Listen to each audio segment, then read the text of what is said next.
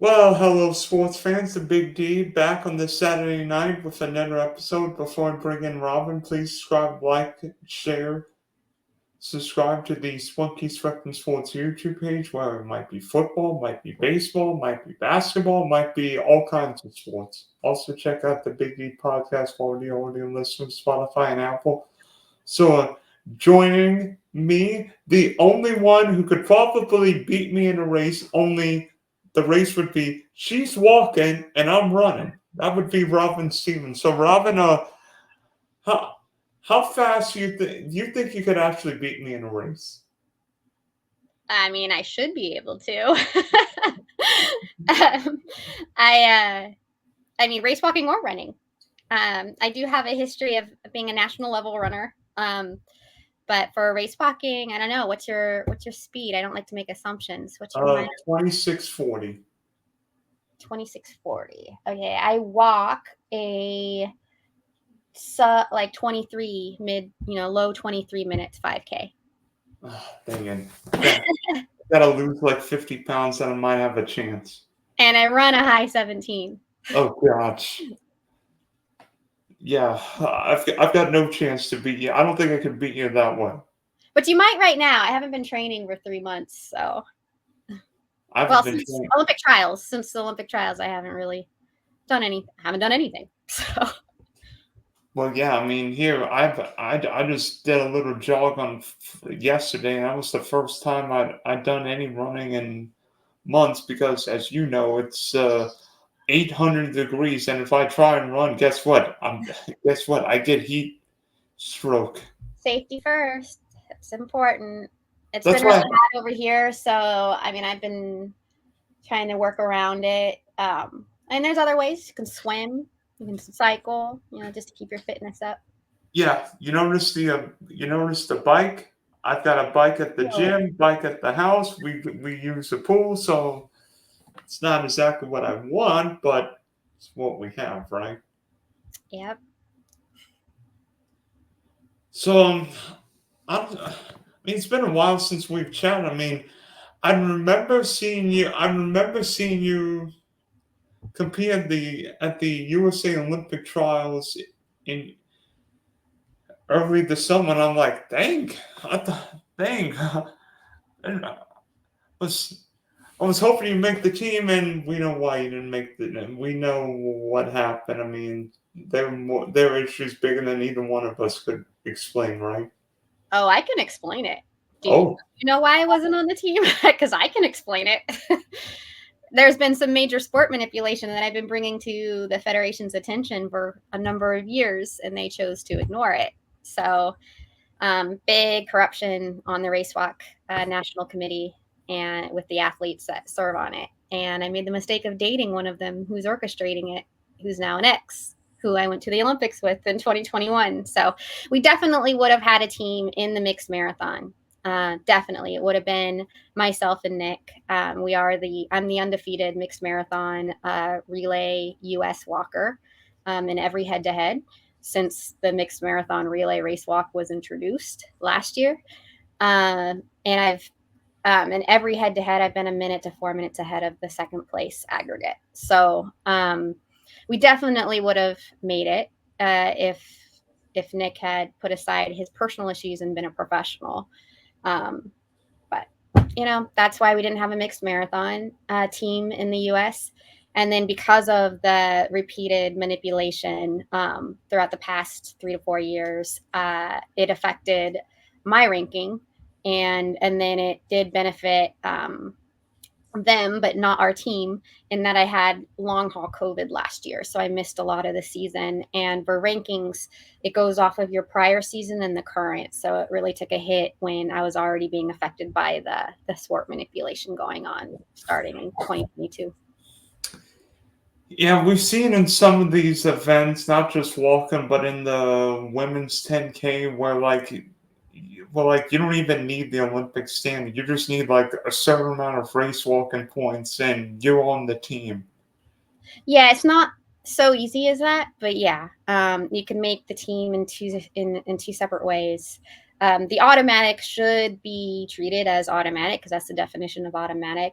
I do understand why they have it set up the way that they do. However, I mean, the automatic is supposed to be very difficult. It's the most difficult Olympiad, for that was ever set by the IOC. Was for Paris, and so it should be respected. However, at the same time, they're trying to minimize how many people can meet that because supposedly they're trying to get around doping. Um, I have my personal feelings on that, though. I don't know how well or how much they really care about that, or if that's just something they're saying. So I don't know. Yeah, especially because I mean these times not just the qualifications for Paris, but for next year's World Championships in Tokyo, Yeah, they take from even this year. harder. So it that everything affect like 2 years prior effects. So if anybody's thinking, "Oh, get over it, that was last year or the year prior," it's like no, these things affect the current year and then the current year after that. So um, things are connected. And so, unfortunately, you couldn't compete at the Olympics. But you told me about this one other event, I think in Sweden, right? That you were considering competing in. Yeah, I mean, for the Olympics, I'm actually kind of glad I wasn't there. Why? I mean, I deserve to be there. I definitely feel we definitely could have for sure had a mixed marathon team, and I think it's a really fun event, and it would have been a lot of fun to be a part of. Um, definitely earned if rules were followed. However, it just looked way too crowded to me. Like it was too crowded. There was way too many COVID outbreaks, and having already had to lose the season, most of the season last year to a long haul, I was like, oh, I'm glad I'm not there. It was just too congested. I think it was way more fun to watch from the sidelines from home. It's just like I realized how much of an introvert I must be. And Tokyo couldn't have been more perfect for me. Um, but yeah, I went to Sweden. However, because of all the stress that's going on with the ongoing sport manipulation that I had been trying to bring attention to minimize or put a stop to, I had a vasovagal syncope on July 13th. That caused me to pass out right as I was beginning to do my training again for startup training after 2 weeks off after Olympic trials. And they believe, because everything else checked out healthy, they believe it was caused by a severe amount of stress that the body's been absorbing. And it totally makes sense. So I went to Sweden 4 days after getting my final test to rule out that it wasn't seizures or epilepsy or anything like that. We needed to rule that out. I wasn't able to train until I ruled that out because we didn't want to risk me passing out in the middle of nowhere and not have anyone to help, or it could cause a head injury if I fell. Because when I did pass out on July 13th, there was really no symptoms to give me any I mean, I'm lucky there was somebody there that heard me fall, and I fell on a carpeted pillowed area. So, But yeah, I because of that, I haven't been training until I can minimize the stress that's going on in my life that's compounded from the rape allegation stuff, like from the former coach, and being blacklisted, because of reporting that, and then the sport manipulation and all that. So that's the dirty side of things. But Sweden, I did go because I did get clearance that I could compete. However, I didn't have any training for, what day was that race? It was like a month and a half. yeah, like the middle, like late August, right? Yeah, so I had no training, and I still was dealing with not really sure. My body was still feeling a little off. So I was nervous. They said like pay attention to symptoms that mirror what you had before you fainted, and so I did I was registered for the 5K, 10K, and the 20K. There was some flight issues, so I actually arrived a day later than I was supposed to, which meant I arrived after like 15, 18 hours of travel to compete the next day. So I didn't have time to adjust to the time change. And so I jumped into the first race was the 10K, and I got into it, but I started to feel really off about 3K in, and kind of similar to how I was feeling before I had the vasovagal syncope on July 13th. So I kept trying to push through it.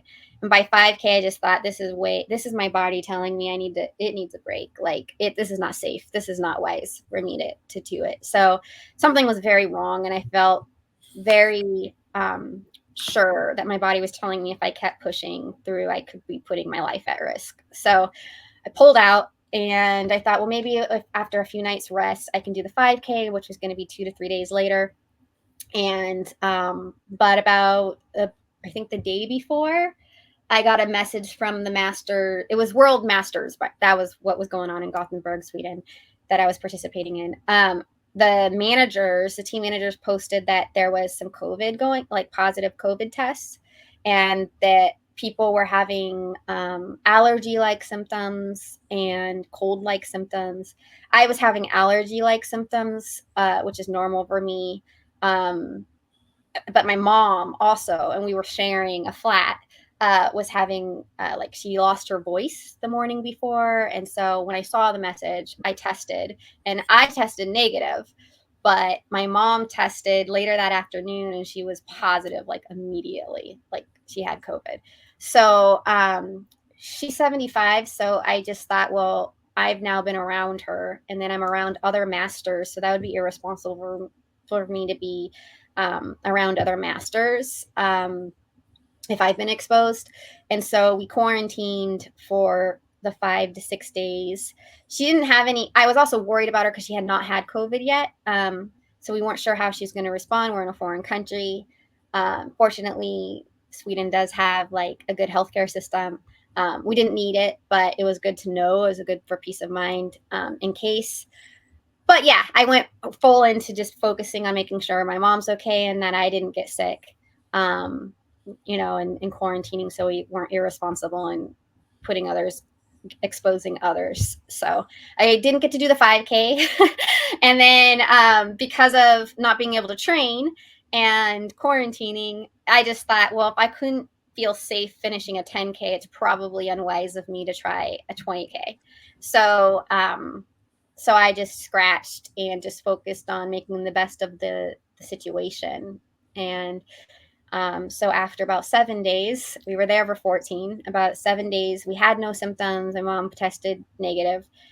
We still wore a mask and social distance, but we went and toured around Gothenburg, went and saw one of my Malmo, which is where part of my ancestry is from. I'm a Heinz 57. So part of my mom's side of ancestry is from Malmo. So we went and saw that city. And then we went to Norway. We took a day trip to Norway, to Oslo, which was really cool. So we made the best of the situation. I was bummed to realize that I needed to accept that last year my body was responding to me physically, telling me, hey, Robyn, you really have too much stress going on in your body. You need a time off, and by giving me long haul COVID. And then this year, by passing out 2 weeks after defending my title at Olympic trials, I just thought, okay, now my brain is telling, like my body, my mental, like just the internal like engine is telling me, you need a break, girl. Like we need to recharge. We need to refuel, recuperate. And so I listened to it.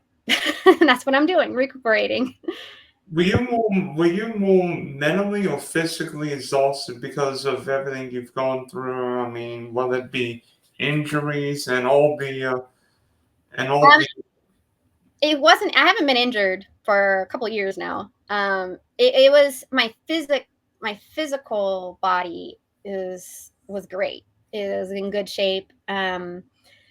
Mentally, I've been exhausted for 2.5 years. Mentally, just totally tired. Like, just because I'm not someone who likes a lot of conflict. I don't shy away from it when there needs to be, I'm, like I'll present the truth and like whatever the experience is. But it has been really exhausting and draining that most of the response that I'm getting is not a lot of help to resolve the issues going on.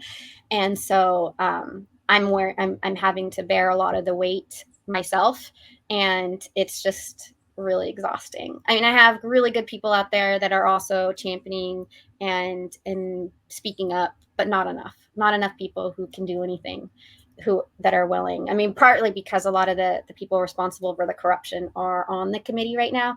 Fortunately, this year is a voting year. It's an election year. So I'm really hoping that the current chair gets replaced. It would be best for our event. So I don't know. I know I'm not the only one who feels this way, but unfortunately, that is the reality sometimes we have to face. The positives, though, is that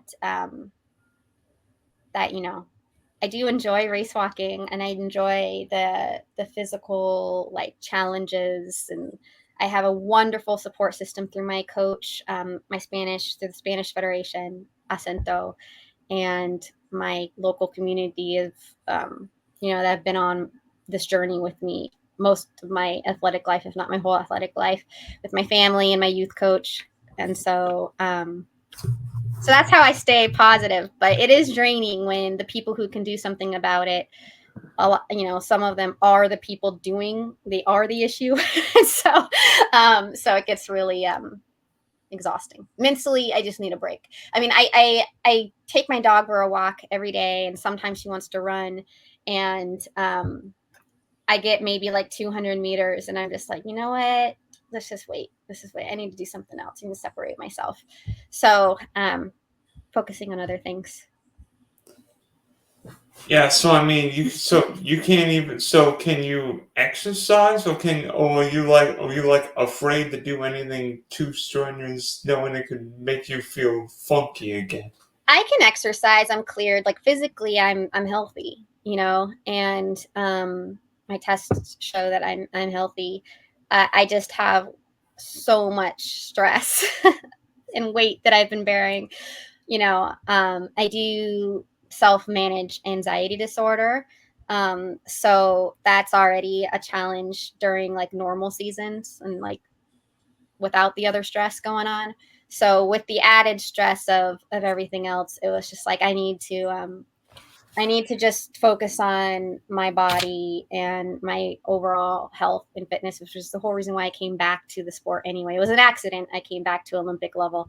And so I came back entirely running. I had to race walk because I had an head injury in 2016.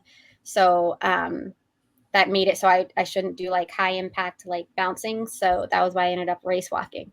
But anyway, so I just want to return to just doing it, focusing on the overall wellness benefits of being physically active, however way it is. And right now I'm just listening to my body, and it just wants, because I'm a competitive person and that's ingrained in me, that I've been competing at the elite level for going on 8 years now, after coming back from the 12-year retirement in 2016, that it's like I just need to focus on generating a regular income. And maybe, what I really am excited about is using my experience of overcoming all of this adversity and these different challenges to help others and assist others with persevering through their own challenges, and the benefits of self-accountability, being proactive, and controlling what the controllables, which is very minimal. And it's like, what can you do? Like utilizing your own strengths, recognizing what your strengths are.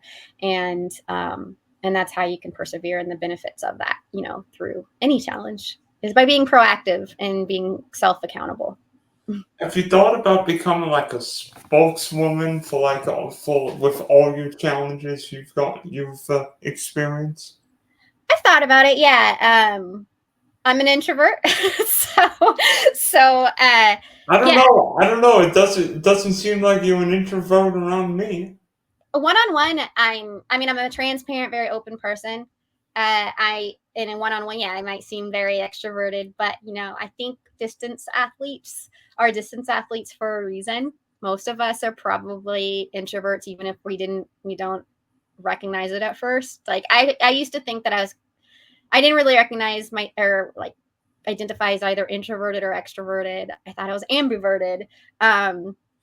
But I've realized throughout the years that it all adds up, that, yeah, I'm an introvert who rises to the occasion when I need to.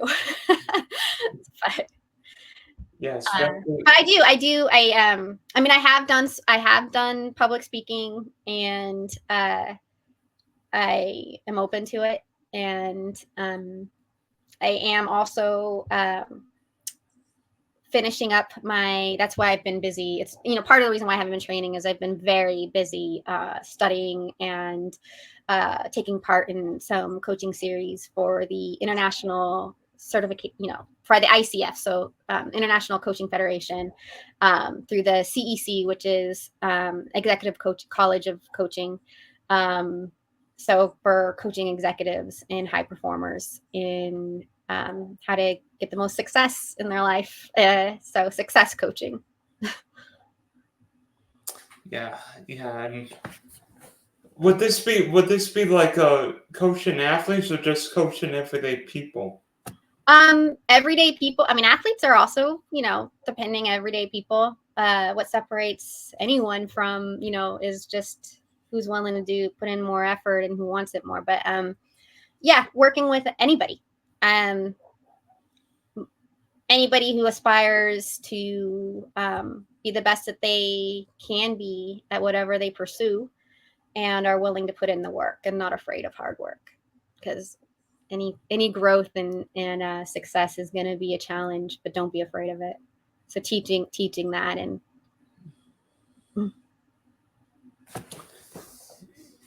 working with anyone willing to do the work. So yeah, it seems like everything comes with every bit of hard work leads to success, right? a little bit of what? Excuse me. It seems like hard work can lead to success, right? I'm sorry, I didn't hear you. Yeah. Sorry, hard work can lead to success. Hard work, self-knowledge, willing to face inner demons, figure out what those are, and then like what those inner limiting beliefs are, and then figuring out your own strengths and then utilizing those. I think a lot of us need. I know that I benefited from a coach, youth coach, finding me at 11 years old, saying, hey, you can do this. And then sometimes it just takes somebody else helping you recognize what your strengths are and how to utilize those strengths. We might even know what our strengths are, but have no idea how to channel them, and in our best interests, and what would help us be a good contributor to society. And so usually, that's what coaching is. So, I know my coach Asento, I know my body really well. I don't know how to use it in the best way to perform those times that I did with his coaching. He knows that. He's a master at, helping me use what my body's capable of. And pairing with that knowledge. So now I'm really excited that I get to be on the other side. Most of my life I've been the coachee, I've been coached, and now I'm going to be giving back to where I changed the role, where I'm coaching others to utilizing some of my own experience to help them get out of their own way and recognize their strengths and give themselves permission, and then be their co-pilot, on how, like my coach was for me and has been, coaches on how to just best use their strengths, identify them if they don't already know them, and help them identify them, and then help harness that so that they can get the most out of their skills. Yeah, and you would have a unique experience being with everything you've gone through, whether it be like walking at the Olympics to now dealing with fainting episodes. Yeah. I'm an athlete. I'm a creative person. I've worked in the tech industry, sales, in Silicon Valley over 16 years. I've seen a lot. I've done a lot,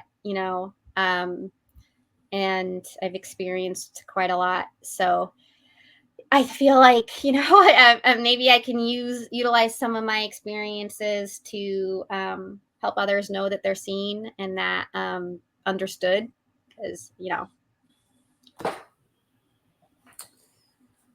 and in a way, I don't know what it is, but like anxiety has been an issue for me, particularly with hurricanes. I mean, I don't know what it is, but in hurricanes, I get anxious. I don't know what it is. well, that's perfectly normal. I've been through this I many, mean, many times, and all my friends and family seem relaxed, and I'm like, why am I so anxious? well, the Is it body my responds autistic to brain? give Is you it my autistic information. brain? I don't think there's anything wrong with or anything ridiculous about getting anxious about natural disaster or potential of I mean, those are the things that are out of our control. We can't control the weather. We can't control that, and that's what makes it scary, and nerve-wracking. So the best thing we can do is just prepare ourselves the best we can with the information that we have. But I don't think that that's abnormal. I think it's perfectly reasonable as part of your survival instincts. I mean, the reason why we get anxious is that it's the body sensing something and trying to communicate to you that there's something that needs to have attention, that needs your attention. I mean, so much so that in the recent Hurricane Milton that just hit Florida on Tuesday night, I think I slept all of 2 hours, I don't blame you. and then Wednesday, I think I slept maybe 4.5, and then in Hurricane Ian, which hit basically just up the road from me 2 years ago, guess how much I slept the night before Ian hit? Before Ian, Yeah, 30 minutes. 15. I was close. And it's reasonable. It's a reasonable response. I won't think that that's anything abnormal. Because we can only control what we can control. So, and you don't know how bad the results are going to be until it's there, So you just have to prepare, and then as things are unfolding, you respond. You respond the best you can with it. Yeah, I mean, and thankfully, Milton wasn't the worst case scenario and hit up the road for me. We never lost power or internet here, thankfully. Yeah, thankfully. I mean, there are other towns and counties that were hit. Like I don't know if you ever saw a game there, but Tropicana Field's roof is no more. It's destroyed. The what roof? Tropicana Field roof. Oh yeah, I've seen photos of some of the areas because I was living in Pinole County for a few months in 2022, and so some of the people I had met out there, some of them did have some damage to their houses. And then there was a big crane that went into a building. I don't know if it was in Tampa or St. Pete. There was this big crane because if you've been to any big cities, like I know there've got to be cranes in somewhere in California where sometimes in hurricanes a crane would come loose and you fear it could actually crash into a building. Oh yeah, it's deadly. Do you so I'm not sure because I'm Californian, so my geography of Florida is very limited. Like traffic and all of that around where you from, is it back to normal, or is it congested because of people coming into trying to get around the? We haven't been everywhere, but traffic seems perfectly normal. I mean, there are a few areas without electricity, but generally everybody's up and running. When you get the notifications, do you fill your bathtub with water in case they turn off the water? Do you have Oh, we filled up the tub with water. I mean, we got extra case of water, different water. Filled up the tub with like tap water, like water in your bathtub. Mm-hmm. Then we got extra water, food, batteries, shuttered up the house. I mean, Okay. as we like to say, Fort Schmetler was ready to rumble. And do you have a generator or anything? Yep. Okay. Good. Yeah, those are the little things I learned out there. Yeah. Out there and how to prepare. And then I had like a float, and do you have an inflatable boat? I was like, I'm gonna bring my from Decathlon. I'm gonna bring my inflatable kayak in case I got a kayak. Thankfully, we live inland, away from the water. Unlike a few of my friends in Cape Coral or by the water, where some need to be rescued. Well, some saw flooding damage in the end. Luckily, I don't think many people suffered the same results here. I mean, yes, Venice and Sarasota. By the way, I was born in Bradenton. Where's that? Just right about where the storm hit. The my eye God. made landfall in Siesta Key. Wow. I don't know if you heard of Do you the still do you of still have the. family out there? No. I mean, my sister's in Gold south of us, and she was okay. In fact, actually, not Milton, but in Hurricane Helene, I've got a couple cousins who were in Asheville, North Carolina for that storm. Well, good. Oh, North Carolina. So were they okay with the Helena? Hurricane Helene. Yeah. Yeah, the house was fine. They lost power for better part of 2 weeks, but my cousin Nathan and Amanda ended up going to Columbia, South Carolina, and then actually they just got power back, I think, this week. Wow. But they're safe and Yeah, the house is fine. The neighbor's house a tree actually went through a neighbor's house, and they actually have, and that that family actually ended up getting a call out of the garage. oh, a car? Yeah, getting a call out of the garage because the tree ended up going right through the middle of the house. It's crazy. Yeah, and I don't know what it is, but there've been 5 hurricanes, and all of them on the Gulf Coast this year. I mean, Beryl hit in Texas, Francine hit in Louisiana, Debbie and Helene hit in the Panhandle, and Milton hit in just up the road from me. Yeah. The science is real. So global warming. Somebody send these storms away from the Gulf Coast for about 100 I'm years. sure you're feeling tired. Like oh my gosh, I just need a break. I mean, my head right now, even though the hurricane hit 3 days ago, feels like the size of a watermelon. Just from the stress and Yeah. yeah. I don't know if that's just because my head's the size of a watermelon or what. What are you doing to try to mitigate your anxiety? Do you have any like meditation stuff that you do? Do you journal? Do you No, actually, and with the latest hurricane, my sister actually made me wrote a list like you would for Santa Claus back in the day, and she said, write a list, check it twice, and then make sure, and then if you every time you feel nervous, check it out. And I wrote like concrete block, shutters, water, food, generator, and gas, and we live inland. And then you just remind yourself, okay, we got some safety nets in here just in case.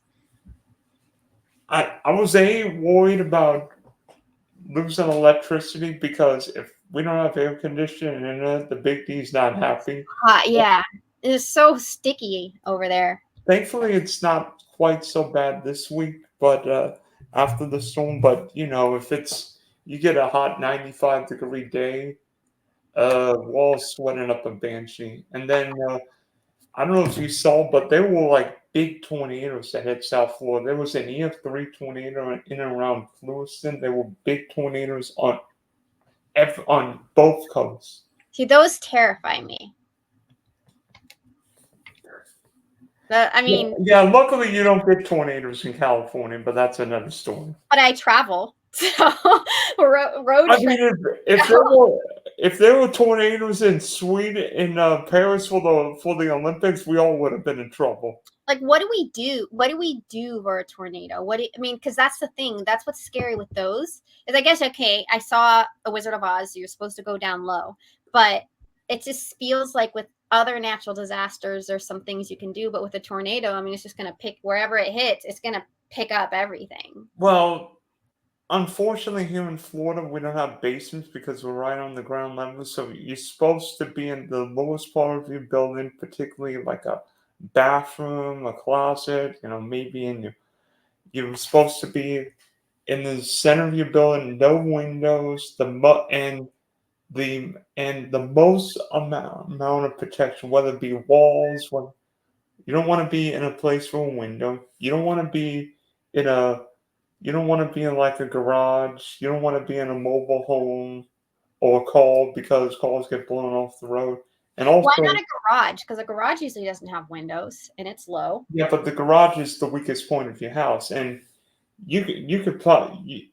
I mean, for earthquakes and tornadoes, a lot of people will wear helmets because if something happens, you've got some protection for your head.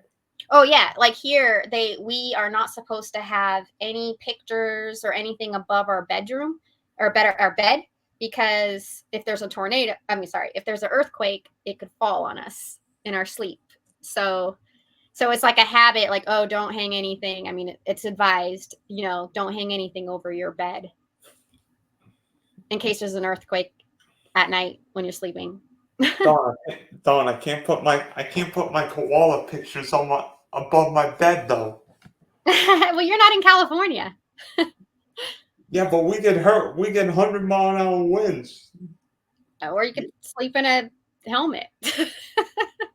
Actually, not for this storm, but for Hurricane Irma in 2017. I actually, because I lived in Broward County, right near Fort Lauderdale, and for like a few hours, I would just every time we were under a tornado warning, I would get in my bathroom closet, put on my baseball helmet, and get in a bathroom closet. That's what you do for a tornado? Yeah, that's what. Well, What that's does the what I. baseball cap do? Basically protect your eyes, I guess. No, it was like a regular batting helmet. Oh, like the hard ones. Yeah. Okay. Well, I gotta go invest in. I have a bike helmet. Bike helmet's the same thing because it's got all that padding and protection for your head. Yeah. Well, good to know. Whereas I remember I did a road trip in 2021 and we went through Kansas and there was all these tornadoes that you could see from in the distance. Oh no! You're in a car. you know. Yeah, yeah. Was this in like May or June?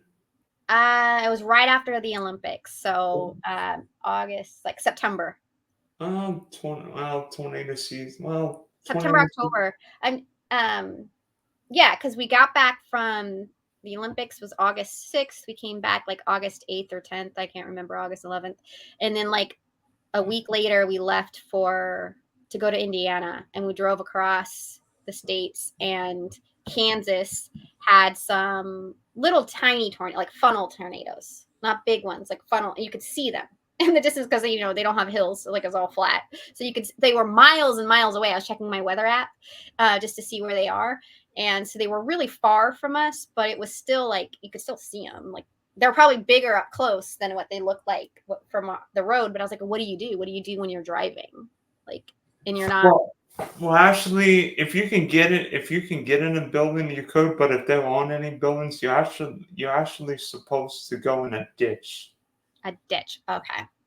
The ditches Because you want to be low and low and aerodynamic to the ground. Don't go under an overpass because the tornado can just sweep you out of that overpass, and then you're in the actual twister itself.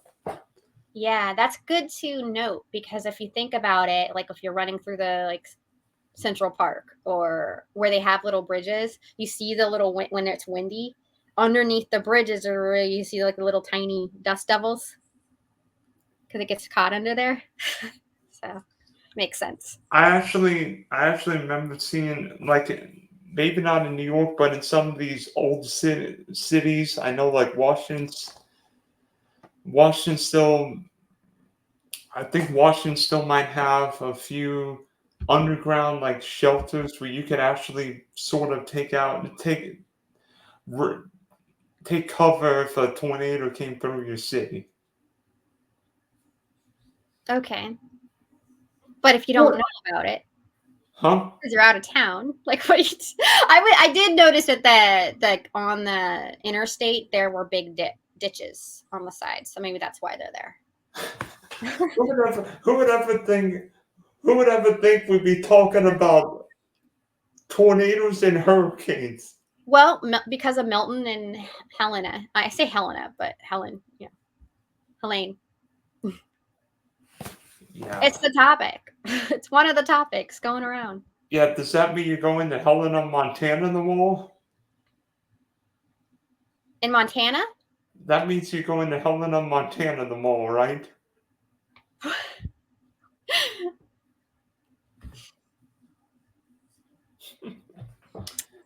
So what Yeah. else should we cover? I mean, I'm trying to think, like, I don't know what else I could do to treat this anxiety and storms. I mean, I try and listen to music and get away from these storms, but it's like I can't help myself. Well, that I do like what your sister recommended. I mean, I try to do that too when I have anxiety. I think about, okay, well, what's in my control? What have I done as safety nets that's within my control? So you got the generator, you have the bathtub filled, you have so that is a good checklist to remind you that, like, hey, at least I have this.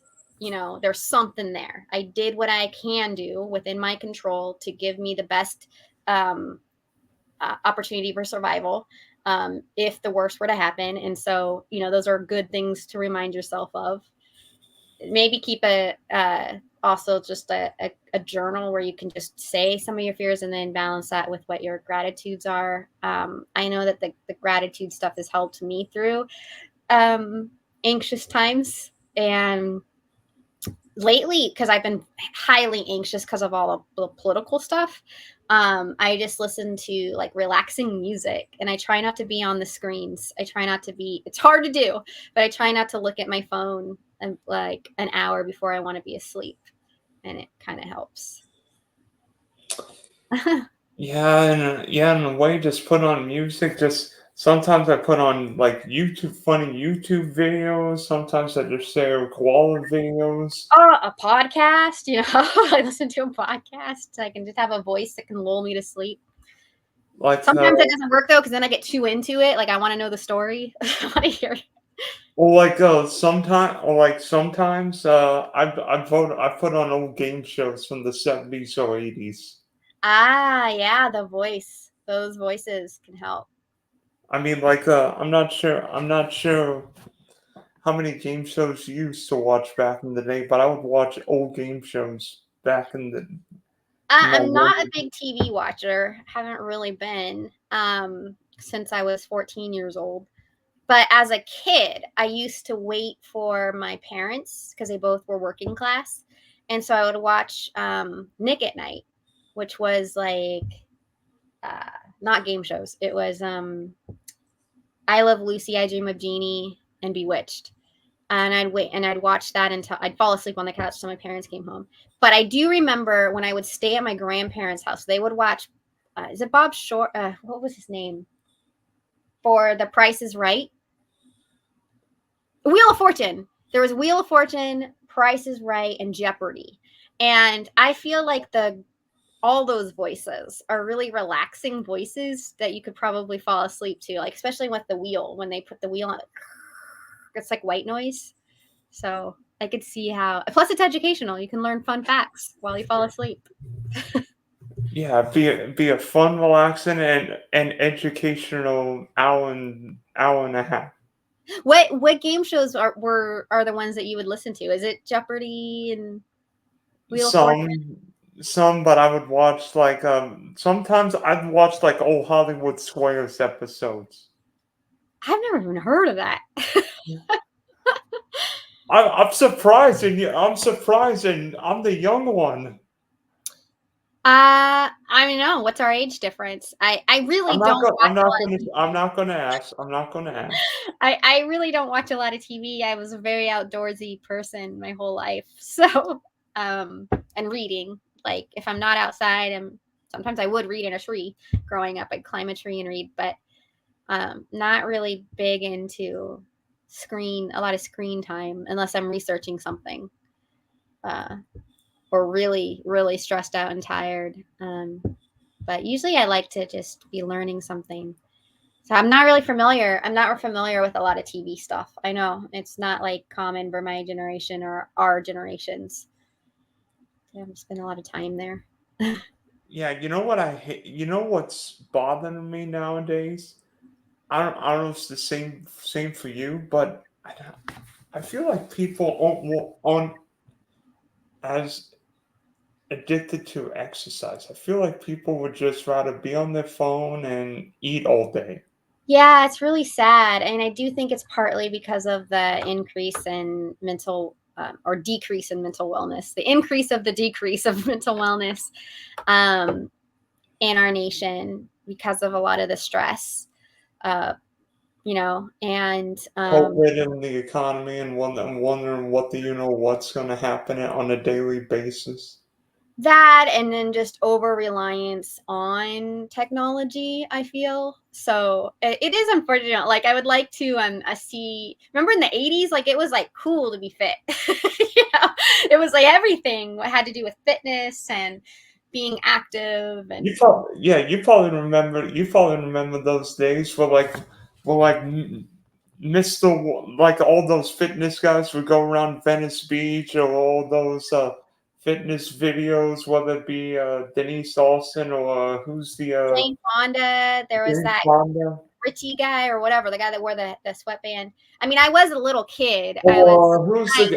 although trying to think of the guy who just died, the was it like Russell's? I was a little kid. I wasn't, like I was tiny. So I just, when I see old movies and stuff that are, when we see old movies like the 80s and early 90s, fitness, there's always like people in their like leotards going for a jog. Like even in When Harry Met Sally, you see Harry and his best friend in Central Park race walking or power walking, you know, as they're like talking, like so it was like just a normal thing to be active and out and socializing with your friends, doing something instead of on the phones. So, um, but I do think that a lot of the dependency on the screens in front of televisions and eating, it has to do with some um, mental wellness, uh, just the decline in hope.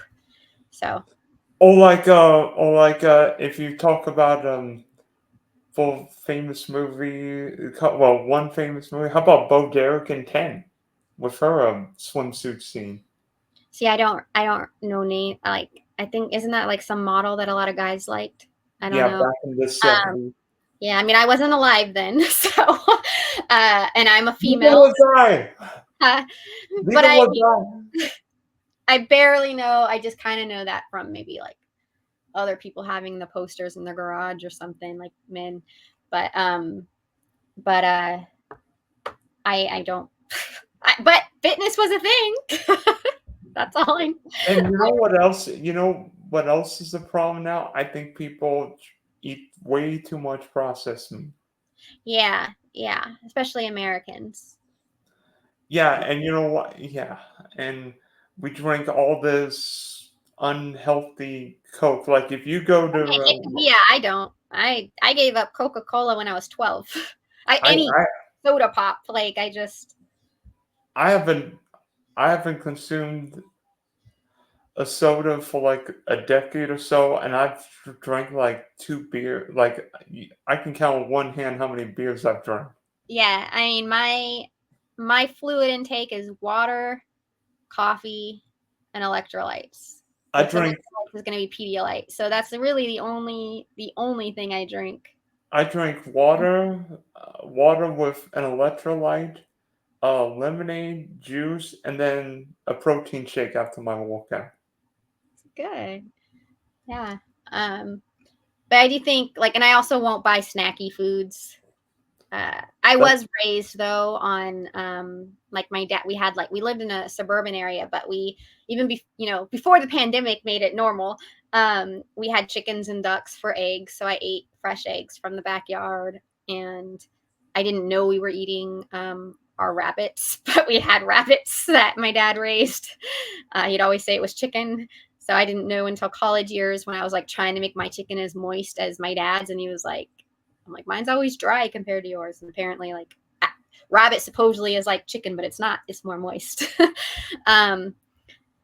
So I think it's like good to like garden fresh. So I'm not really in the habit of doing the processed stuff, but it is part of like the American culture, the fast food and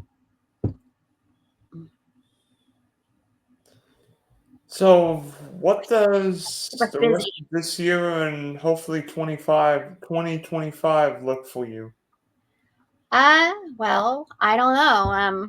I'll have a better idea in November. But I should be done with my ICF certification in January. And so I am just really excited and passionate about working with other people, helping them as their success coach, be their co-pilot and helping them navigate through challenges and identify what their strengths are, so that they can have some success. And I don't plan on competing. I will be training just for fitness, to keep healthy, and as a way to manage anxiety, because 40 minutes a day at least does help regulate your serotonin levels and dopamine and all that. So and it also helps keep the brain sharp for synapses and stuff. And so I will be training beginning this coming month, just for fitness, just for health. And You're not even thinking about Tokyo, right? not at all. I mean, I might jump into a national race that offers a prize purse as a side hustle, but not focused on that at all. I'm really excited for this next chapter. I would like to shift from being the coach to coaching others. Have the Yeah, and of and course, I really do, because I do see a deficit in mental health um, and the practice at personal accountability. I want to help teach and show that the benefits of personal accountability and how to put that into practice and make that part of our everyday life. Pay that forward, teach that skill, and how to be more proactive by utilizing our own skills instead of making it. I think that we live in a society and that has gotten accustomed to. I do think it's good that there's more attention and awareness of mental health and resources for mental health. But it's still, I feel like too much is being, it's too easy, and there's too much emphasis on blaming like childhood trauma and, all of that, where it's like, okay, it's good to know where the source is, but we need to be proactive. We need to take personal accountability with the knowledge and with what we learn, and then be that change that we want to see in the world. Instead of expecting other people to do the work for you, it really does take doing the work yourself, and not try to be in the habit of pushing it off on, well, this is it, this is how it is, and just accepting it to where it's like, no, you don't have to accept that this is just how it is. We can utilize some strengths, identify what those are, and then be proactive on having a better outcome. And also that will help our develop tools for self-soothing, self-validating, and I think I would really like to be a part of a transition of, I think it was Gandhi that said, be the change you want to see in the world. I really do want to see,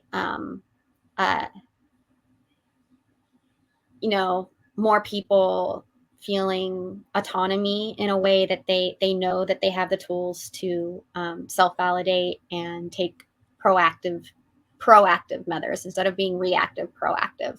I revisit, I feel like we need to get back to what was popular. We were talking about the 70s and 80s.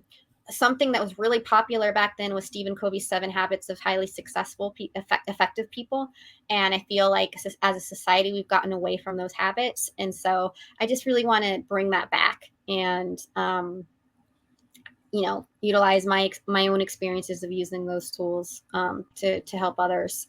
And hopefully that change of helping people really help improve the mental health. I think that's a real big need right now, especially after the pandemic, especially with the political stuff that the nation has been enduring for almost a decade now. And it's really affected, especially our generations, from late Gen X down to Gen Y. And, I just want to be a part of that. I want to be part of the solution, not the problem, and help others learn how to be too. By the way, the World Mental Health Day was this past Thursday, right? Yeah, it is. It's Mental Health Month, Awareness Month. And Breast Cancer Awareness Month. And Breast Cancer Awareness. So there's a lot to be aware of. Yeah. So we wish you all the best, Robyn, in your next phase of life, and whether you're being coached or coaching someone, we know you're going to be successful. Oh, thank you. And I know whoever I'm coaching is going to be successful too, as long as they're willing to do the work.